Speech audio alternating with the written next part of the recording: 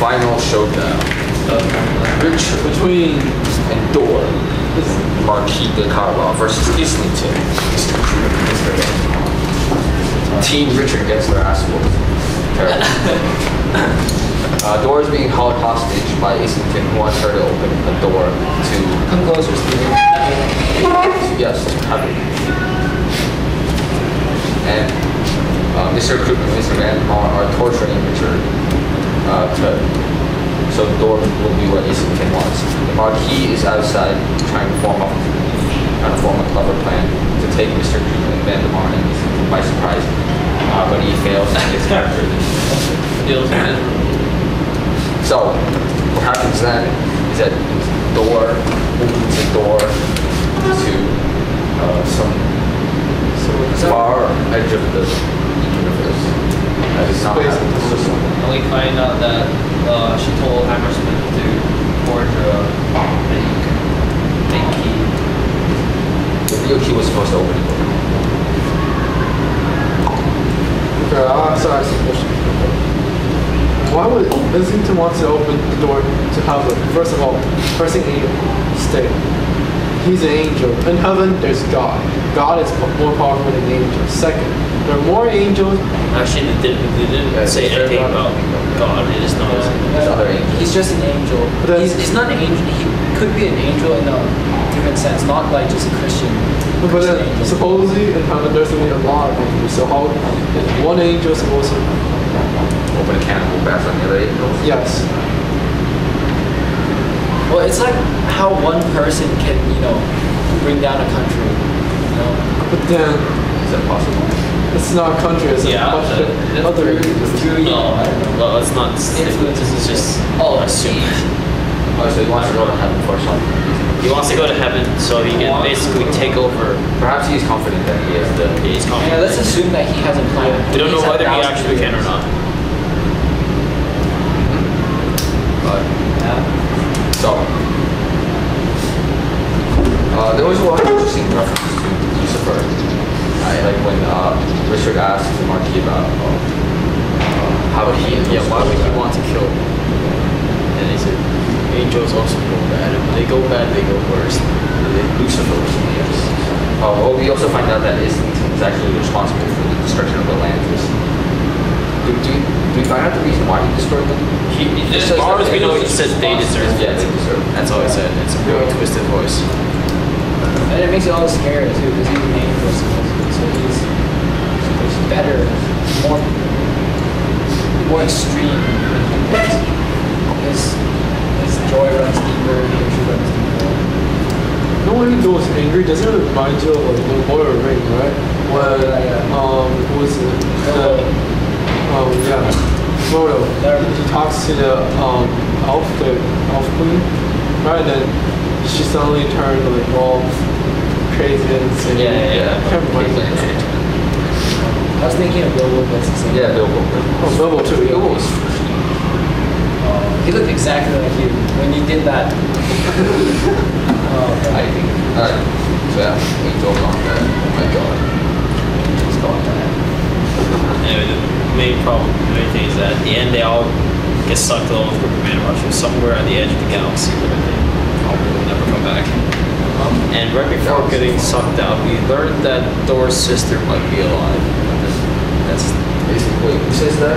Islington. Your sister might be alive. Don't kill me. Don't kill me. Yeah, pretty much. She flinches, but then too late he finds out. I think it's cute how Mandamar just like go after Mr. Group down.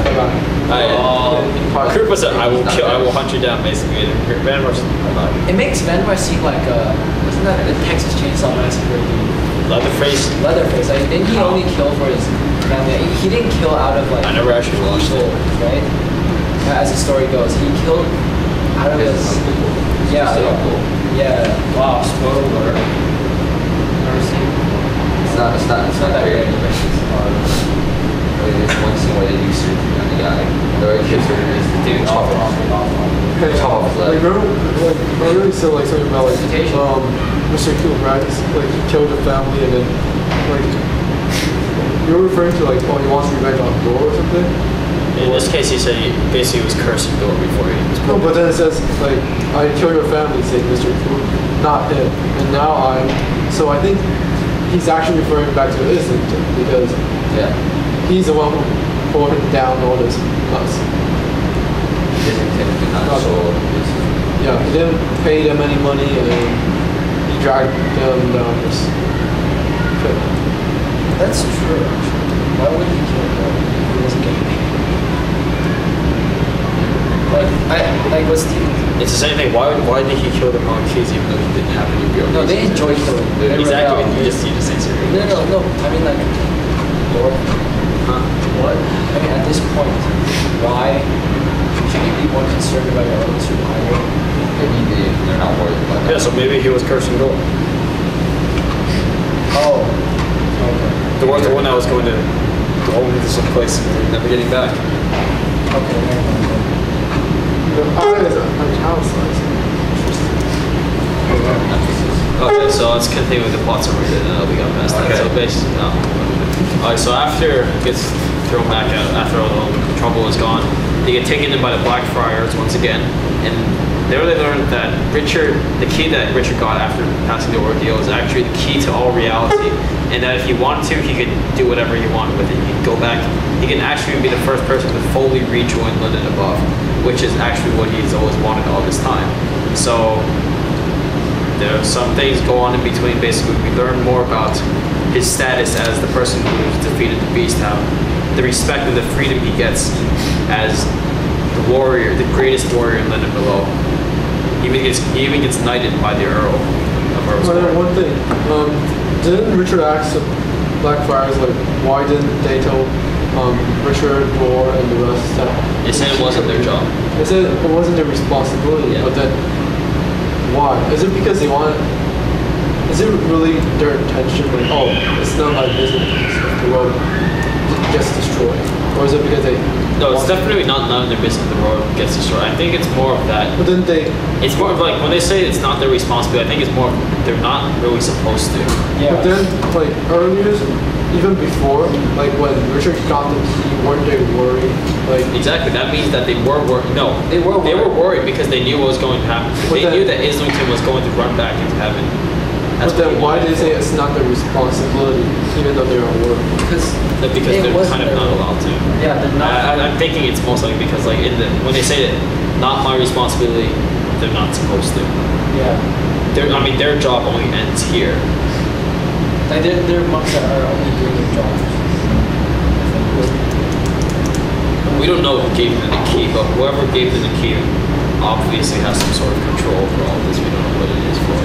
And then again, it might be God. Yeah. Because it's someone that put the angel in the prison, the key, and the door open.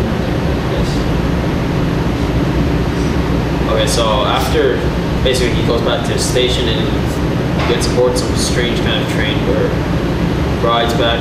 He meets the rat speakers again. He meets almost all the tribes he's seen before. Everybody. He gets his stuff back and then he meets his Elvis again. Nothing really happens there though. But then basically he gets back from London. He takes a train and he's suddenly just gets blown. Feels like one of those nostalgic recaps they have. Man. Yeah. Like Pokemon. After he becomes no, like, don't get that. it's sort of like It's just becomes like a recap. Pokemon Like, Max. meeting everybody again is kind of like a recap, and then finally meeting again with Thor's like final closure. And Thor at this point tries to tell him not to go, but then still being caught up with London Above. He just says nothing I can do. And finally, Thor takes the key and opens the door for him, and finally he just gets back to London Above. And he looks back. And he tries reconnecting with them. Okay,